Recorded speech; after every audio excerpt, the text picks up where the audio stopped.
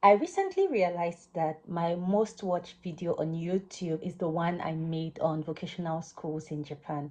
And honestly, I didn't expect that. Even though I never attended a vocational school in Japan, I lived in Japan long enough to understand how that path works and why it's such a big deal for international students. After spending almost 4 years in Canada, I realized that some people are still trying to make the decision between going to study in Japan or going to study in Canada in 2025.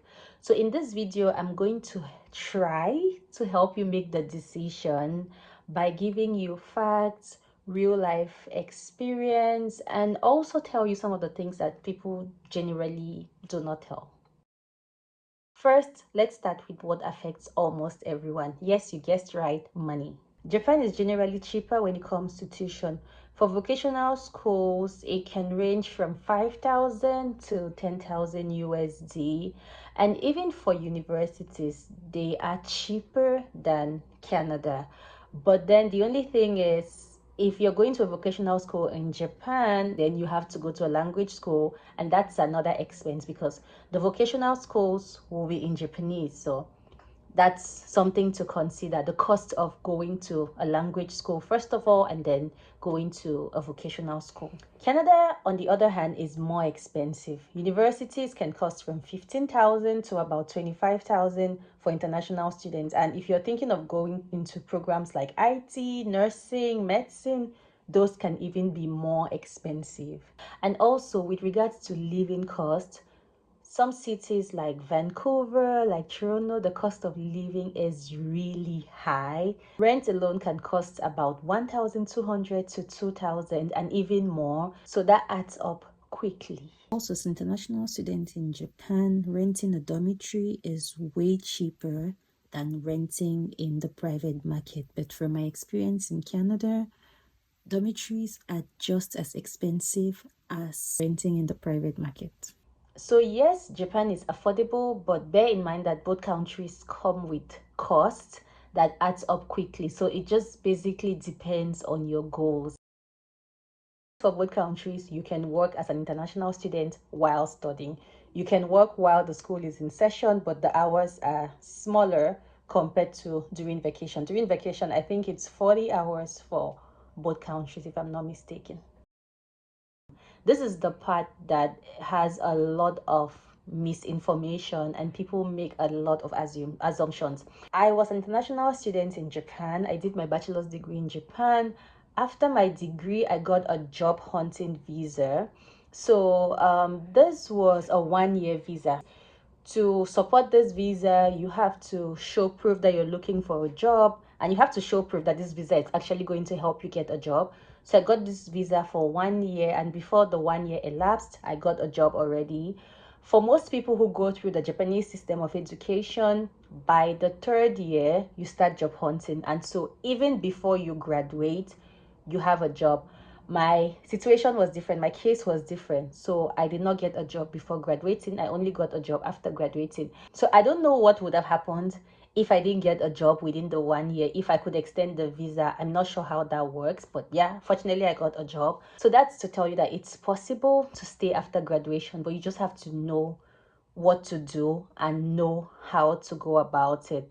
I'm not sure if that visa is still available, but yeah, that's how I stayed after graduation. Something to consider is that in Japan, to be able to get a work visa, a company has to sponsor you to get that visa. Some companies are open to sponsoring while some others are not open to sponsoring.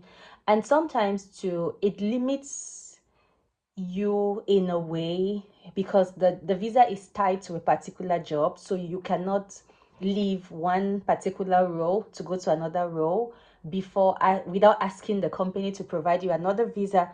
And then sometimes it's troublesome, and some companies too, they can mistreat you because they know that it's thanks to them that you're still in the country, so they might not act nicely towards you. However, in Canada, when you graduate, you're eligible for a postgraduate work permit.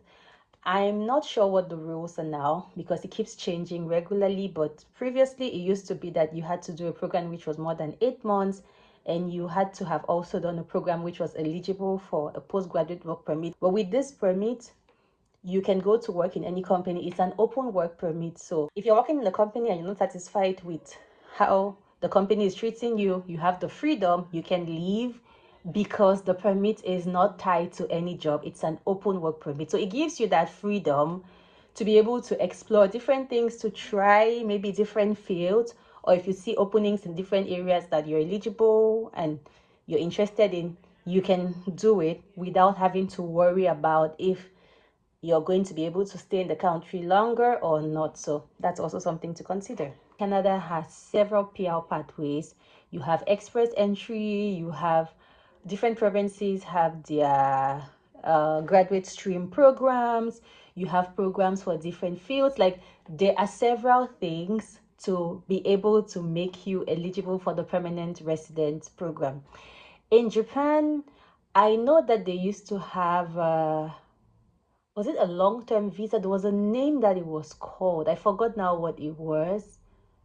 There was a name for something. I don't know if it was a long-term visa, but it was a 5 years visa that it was based on points, like the school you graduated from, the degree you had, if you had publications. They had like a point system. And I think you needed to have, was it 60 or 70? I'm not sure. And then you would have the 5 years visa. So if you're thinking of like immigrating long term, for sure Canada has clearer options, and then it has many more options than in Japan, where there are like fewer options with regards to long-term immigration. Japan is extremely clean. Japan is beautiful. Japan is safe. But the language barrier is a real deal. If you want to be able to work in Japan, if you want to be able to live in Japan, if you want to be able to go through the bureaucratic procedures in Japan, then you have to be able to speak Japanese. Mails, bills will come in Japanese. So to be able to survive in the country, you need to be able to understand Japanese and probably speak Japanese as well. Canada, on the other hand, is English and French. If you know one of those languages, then you're good to go. Canada is also multicultural. It's easier to adapt and honestly more welcoming if you're new. But the downside, the current housing crisis and Canada's job competition in 2025 is real. So if you decide to come to Canada, just prepare yourself for that. In the Japanese system of education, it's very much structured. Most Japanese students get their jobs before graduating. So from the third year, they start going for job hunting, and before they graduate, they already have a job. For me, living in the two countries have taught me that there's no perfect country. It depends on what you're looking for and to know what your goals are, to be able to figure out the best place, to be able to decide which is best for you. So Japan or Canada, which one is it for you? Let me know in the comment section. Thank you so much for staying tuned with me. See you in my next video. Goodbye.